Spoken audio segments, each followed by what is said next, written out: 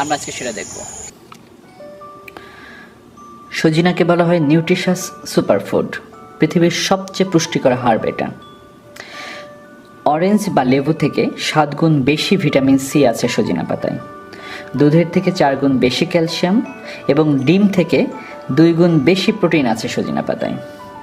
অন্ধত্ব দূরীকরণে ব্যাপক কার্যকরী, কারণ গাজর থেকে 4 গুণ বেশি ভিটামিন এ রয়েছে এতে। সজিনা পাতা অ্যানিমিয়া প্রতিরোধ করে, কারণ শাকের তুলনায় 25 গুণ বেশি আয়রন রয়েছে এতে। এছাড়া কলা থেকে 3 গুণ বেশি পটাশিয়াম রয়েছে সজিনা পাতা।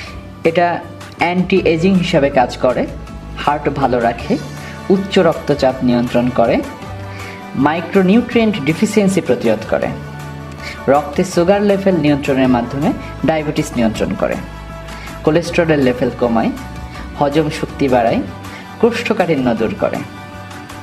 অ্যাজমা রোগীদের ক্ষেত্রে সজিনা পাতা বিশেষ উপকারী। একটা গবেষণায় দেখা গিয়েছে যে 3 গ্রাম পাতা 2 বেলা করে 3 সপ্তাহ খেলে বিশেষ উপকার পাওয়া যায়। এছাড়া শত বছর ধরে প্রায় 300 রোগের ওষুধ হিসাবে সজিনা ব্যবহার হয়ে আসছে।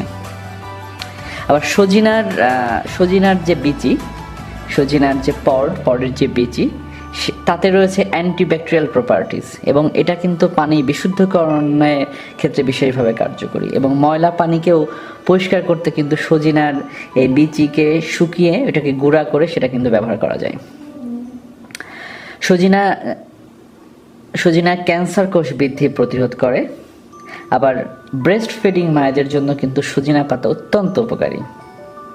সজিনা পাতায় রয়েছে 92 ধরনের পুষ্টি উপাদান, 46 ধরনের অ্যান্টিঅক্সিডেন্ট, 18 ধরনের অ্যামাইনো অ্যাসিড ও 8 ধরনের এসেনশিয়াল অ্যামাইনো অ্যাসিড, যার জন্য সজিনাকে বলা হয় নিউট্রিশাস সুপারফুড, ন্যাচারাল মাল্টিভাইটামিনস এবং মিরাকল ভেজিটেবল।